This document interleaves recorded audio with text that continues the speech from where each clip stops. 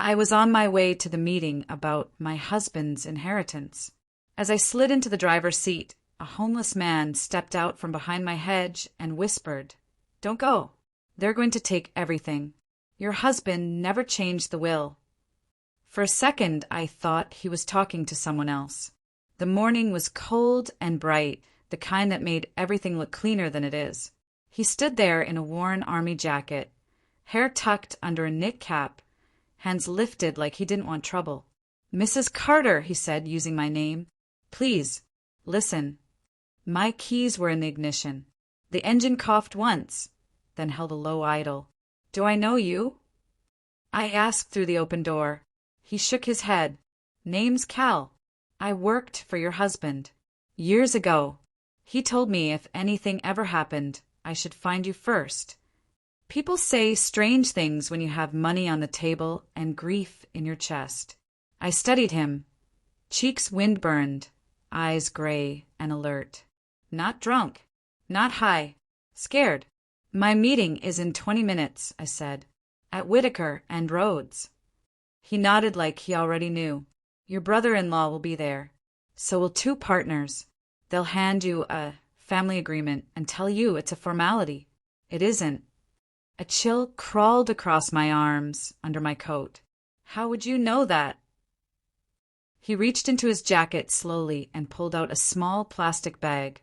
Inside was a single cuff link, gold, with a tiny nick on the edge. I knew it because I'd bought the pair for my husband, Aaron, on our 10th anniversary.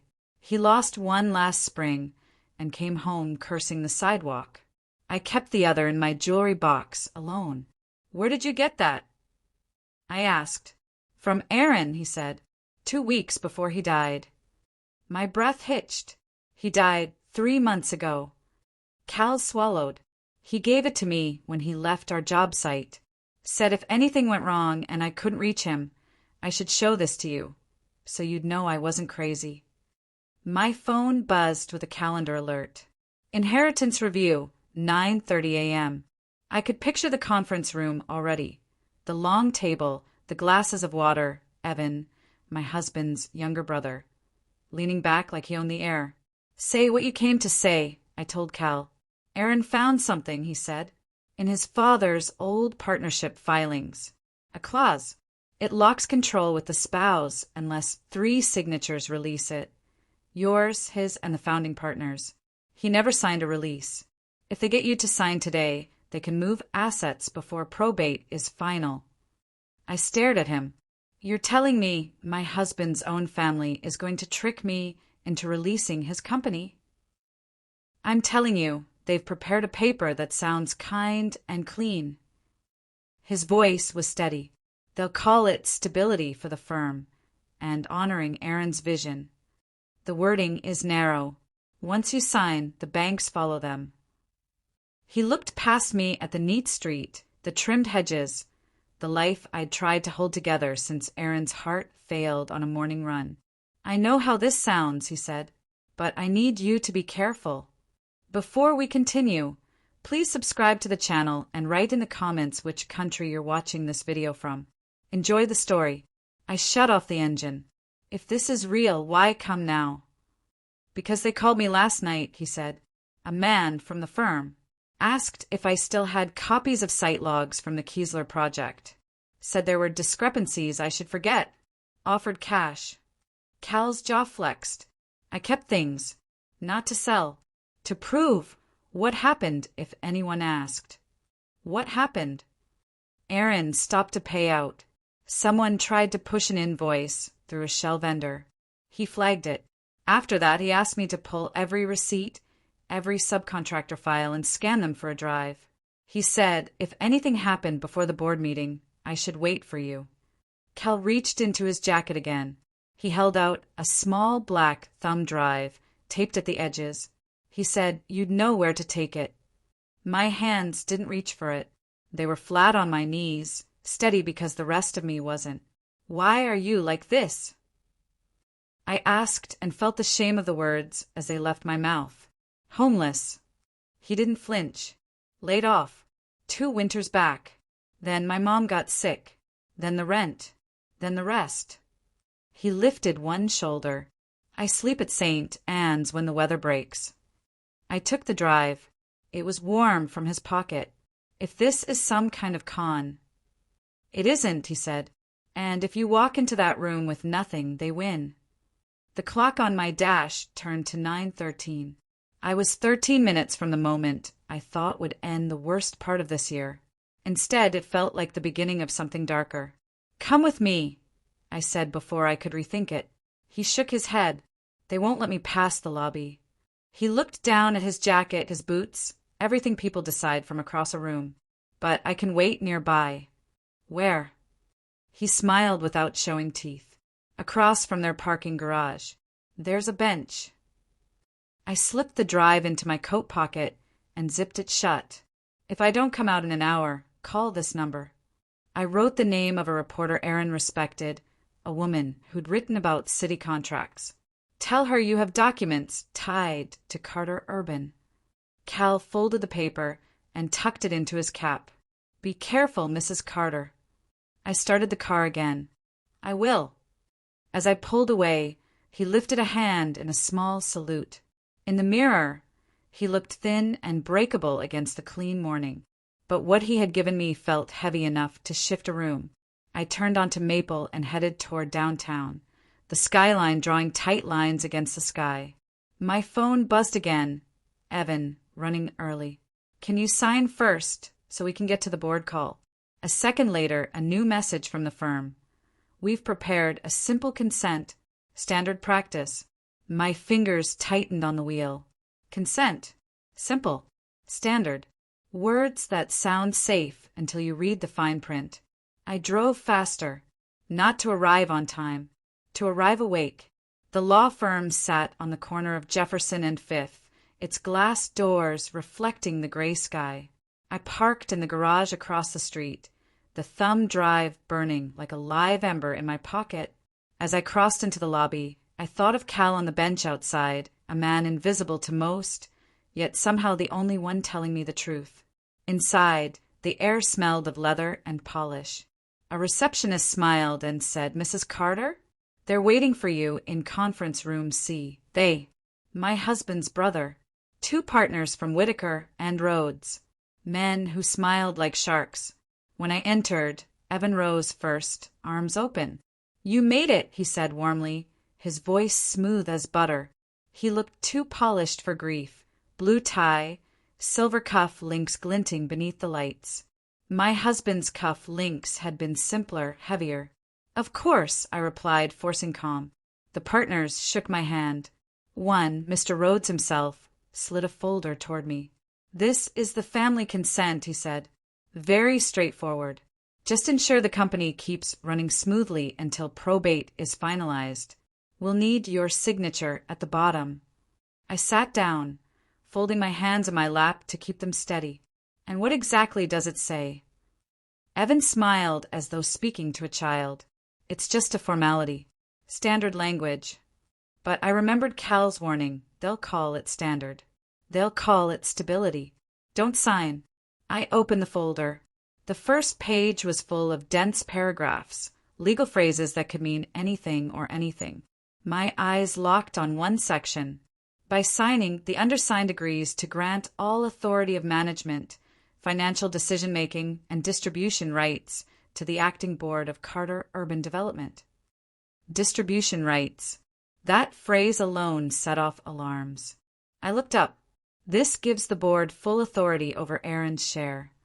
Only temporarily, Evan said quickly. Once everything settles, you'll get what's yours. I closed the folder slowly. And how do I know that? Mr. Rhodes leaned forward. Because this firm has represented your family for decades. Because it's the right thing to do. Because Aaron would have wanted continuity. I thought of Aaron's missing cuff link, now in the pocket of a man who slept at shelters. If my husband had trusted these men, he wouldn't have sent a message through Cal. I'll need time to review this, I said. Evan's smile faltered. Linda, come on. You know how complicated things get when we stall. The board meets this afternoon. They're expecting your cooperation. The word cooperation felt like a leash snapping tight. I still need time, I repeated. One of the partners sighed. Mrs. Carter, with respect, delaying could cause the company's stock to fluctuate. Investors get nervous. It would hurt the firm. And, frankly, your reputation. My reputation. Not my future. Not my security. Theirs. I set the folder aside. I'll have my attorney look at it. Silence pressed the room. Then Evan's tone sharpened. You don't need an attorney. This is family. We're protecting you. Protecting me. The same words Claire had used when she tried to push me into a corner in another life. Except this wasn't about curtains or bills. This was about millions. I met Evan's eyes. If it's that simple, then it can wait. For the first time, his mask cracked. His jaw tightened. Linda, you're making this harder than it needs to be. Before I could reply, my phone buzzed inside my coat pocket. A message from an unknown number. I slipped it out and read it under the table. Check the second page. Bottom corner. My blood went cold. I glanced discreetly at the document again. At the very bottom corner of page 2, in faint gray text smaller than the rest, was a clause. Consent shall be irrevocable and binding upon signature. Irrevocable. Permanent. I looked back at the men around the table, their expectant faces. They thought I hadn't noticed. Thank you, I said, sliding the folder back across the table. But I won't be signing today. Evan's voice turned icy. You'll regret this. Maybe, I said softly, but not as much as I'd regret signing. I rose, gathering my purse. My hand brushed against the thumb drive in my pocket. I realized then that Cal had given me more than a warning. He had given me a weapon. As I stepped out of the conference room, the partners' murmurs followed me down the hall. I didn't look back. In the elevator, my phone buzzed again. Same number. Bench across from the garage. Bring the drive. I'll show you what's on it. My pulse quickened. The thumb drive felt heavy. Maybe it's too heavy. The elevator doors slid open. The lobby gleamed around me, polished marble and quiet whispers. I walked out into the cold air, scanning the street. Cal was still there, waiting on the bench, hands folded, eyes on the ground. A man no one else would notice. But right now, he might be the only one standing between me and losing everything. Cal stood as I crossed the street, his posture nervous but expectant. He looked out of place on the gleaming sidewalk, boots scuffed, jacket frayed. Yet in that moment, he felt more trustworthy than the men in tailored suits upstairs. You didn't sign, he said quietly. No, I answered, pulling the thumb drive from my pocket. Show me what's on this. We ducked into a coffee shop 2 blocks away. It was half empty, the hiss of the espresso machine covering our low voices. I bought 2 black coffees and carried them to a back booth. Cal slid an old laptop across the table, its case covered in scratches. Some files are password protected, he admitted, but Aaron gave me the code. He typed in a string of numbers, too long to be random. The screen flickered, and then folders appeared. Invoices, shell vendors, board emails, Kiesler project. I leaned closer. What am I looking at? Cal clicked into invoices. Rows of transactions filled the screen, payments to companies I didn't recognize. These firms don't exist, he said. They're shells. Money flowed out, supposedly for materials and subcontractors. But the addresses? Empty lots. P.O. boxes. Nothing real. And Aaron caught this? Cal nodded. He flagged it at the last board meeting. Said the numbers didn't add up. 2 days later, he pulled me aside and told me to make copies of everything. My stomach tightened. Are you saying someone inside Carter Urban was stealing? Not someone, Cal said grimly. Several. And Aaron's brother was on the approval chain. I felt my blood run cold. Evan, the man who had smiled across the conference table and called it family consent. Cal opened the next folder, board emails. Lines of correspondence filled the screen. I scanned them, heart racing. Some were harmless, scheduling notes and budget updates. But others, move the numbers before Carter sees them. He's asking questions. Keep him off the Kiesler file. If the widow signs were covered. The widow. Me. I clenched my fists. They've been planning this for months. Cal nodded slowly. And they'll keep pushing until you either sign or disappear. The weight of his words pressed hard against my chest. Disappear. He leaned in. Accidents happen. Files vanish. People get pressured. You're holding the last piece that can expose them. I swallowed hard, glancing around the cafe. Every stranger suddenly felt like a pair of watching eyes. Why are you helping me? I asked. Cal sipped his coffee and eyes down. Because Aaron gave me work when nobody else would. Because he trusted me. And because I saw what happened to another guy who asked too many questions. One of the junior accountants. Fired. Blacklisted. He's living out of his car now. Silence settled between us, heavy and sharp. What do I do? I whispered. Cal tapped the drive. Take this to someone who isn't tied to the firm.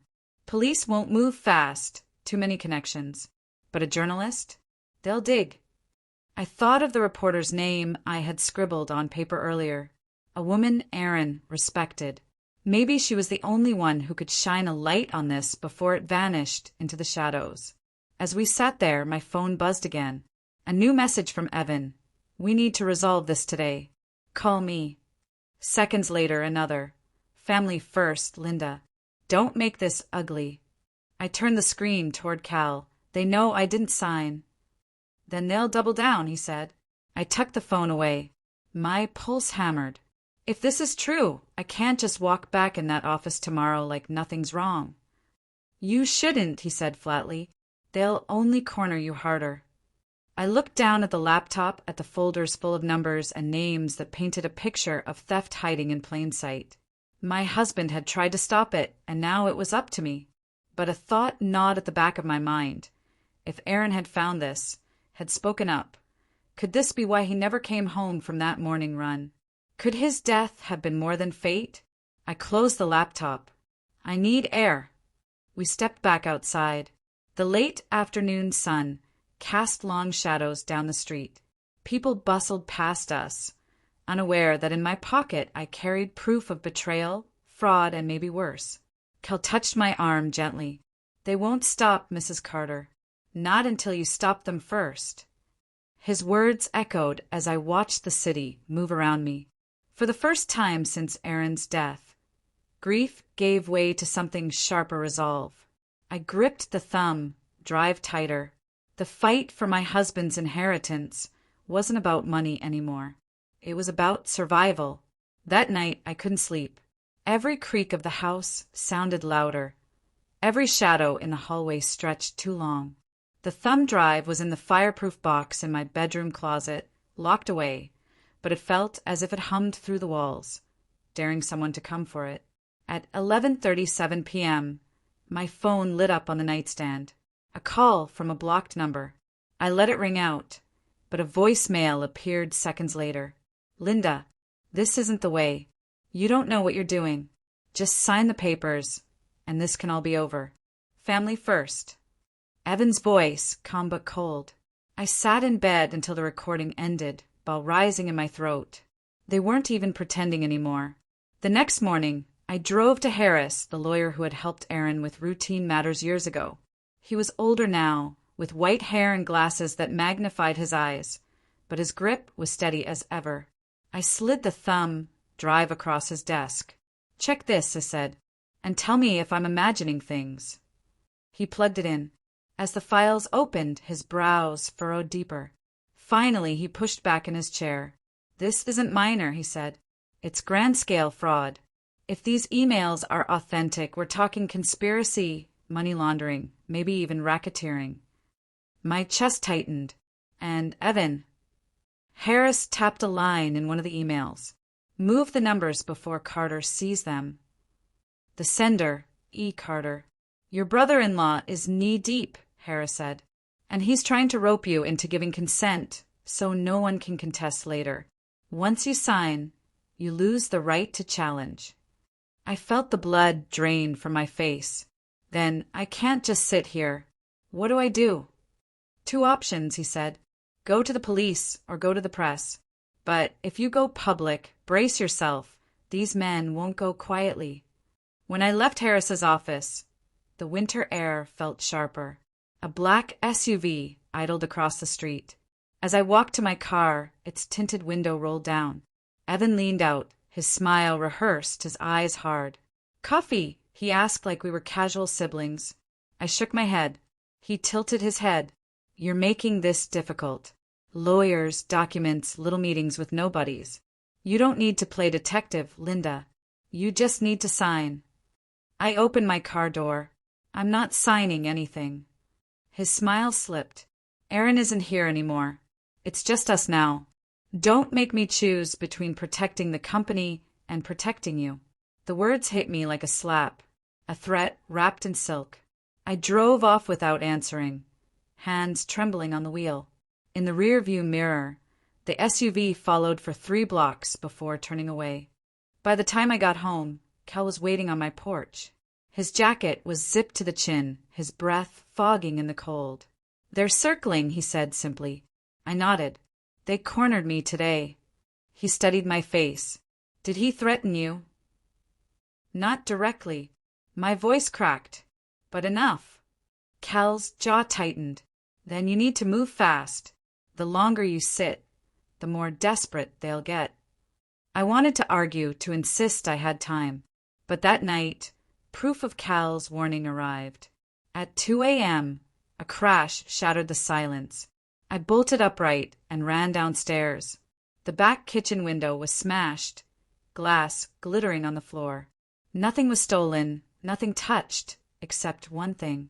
The fireproof box in the closet had been dragged into the hallway. The lock was dented, pried at with something sharp, but still intact. They hadn't gotten the drive. Not yet. I stood there barefoot in the cold, the alarm wailing, clutching the box to my chest. The police arrived 20 minutes later, took statements, shook their heads. Probably just kids, one officer said. But his eyes flicked to the box in my arms, and I knew he didn't believe it any more than I did. When they left, Cal lingered in the doorway. This is only going to get worse, he said. They're not scared of the police. They're scared of exposure. And how do we expose them? I whispered. He pulled out a scrap of paper. A name. A journalist. The same one I had written down days earlier. She's already sniffing around Carter Urban. This will blow it open. I gripped the paper.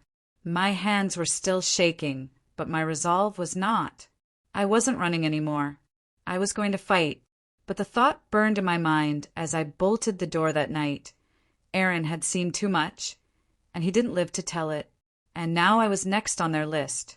The morning after the break-in, I packed the thumb drive into my purse, slipped the scrap of paper with the journalist's name into my coat, and drove downtown. Every stoplight felt longer than the last, every car behind me a shadow. Her office was in an old brick building with no sign out front. I buzzed, gave my name, and was led upstairs. She greeted me with sharp eyes and a notebook already in her hand.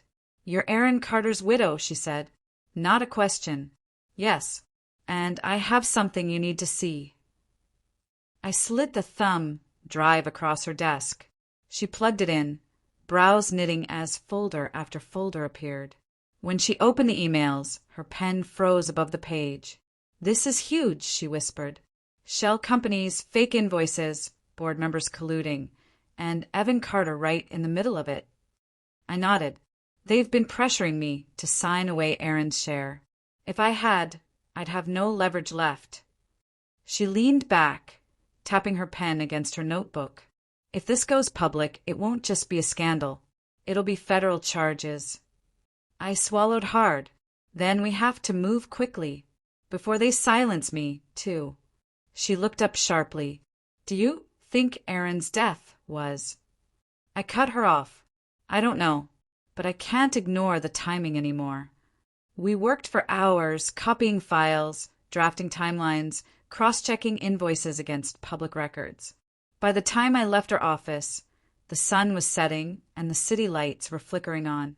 I felt both lighter and heavier, like I had handed off a burden but tied myself to a storm. That night, Evan called again. This time I answered. "You've been busy," he said, voice flat. "You broke into my house," I replied. Silence on the line, then a low chuckle. "If I had, you wouldn't still have that drive. Listen to me, Linda. Don't make this ugly. Sign, and you'll walk away with more than enough. Refuse, and you'll walk away with nothing." I took a breath. I'd rather have nothing than live a lie. He didn't speak again, just hung up. 2 days later, the story broke. Front page of the city's largest paper. Fraud at Carter Urban. Invoices, shell firms, and board collusion. Evan's name appeared in bold print beside 3 partners from Whitaker and Rhodes. The article quoted internal emails, listed shell company addresses, even included Aaron's notes about discrepancies. By noon, the phones at my house wouldn't stop ringing. Reporters, old friends, even employees who had worked under Aaron. Some thanked me. Others begged for details. But the best call came at 4 p.m. "This is Agent Patel, FBI Financial Crimes Division," a woman's voice said. "We'd like to schedule a meeting. You've been very helpful." I sank into my chair, relief mixing with fear. Helpful. It meant I was no longer alone. That evening, I pulled into my driveway and saw Cal waiting on the porch, just as he had the first day. His jacket still frayed, his boots still worn, but his eyes steady. "It worked," I said. "They're under investigation." He smiled faintly. "Aaron would have been proud." I stepped closer. "Why did you really keep all this? Why risk yourself?" He looked at me, voice quiet. "Because your husband believed in people who didn't have much. He gave me work, treated me like I mattered. I wasn't going to let them erase him." For the first time in months, my eyes stung with something other than anger. "Thank you, Cal." Days later, the firm collapsed under federal scrutiny. Accounts were frozen, partners indicted, Evan arrested at his country club, handcuffs gleaming under the camera flashes. I sat on my porch with the paper in my lap, the headlines screaming what Aaron had tried to warn us all about. The house was quiet. My husband was still gone. Justice didn't bring him back, but it did something else. It made sure his death wasn't wasted. His legacy wouldn't be twisted into greed. Cal stopped by sometimes, sitting on the porch steps with a cup of coffee. The kids from down the block still crossed the street to avoid him, not knowing the role he'd played. But I knew. And when I looked at the gold cuff link in my jewelry box, the one Aaron had lost and Cal had carried to me, I remembered the first words he'd spoken. "Don't go. They're going to take everything." They didn't, because I stayed awake, because I chose to fight, and because even in the darkest corners, there are people who keep the truth alive.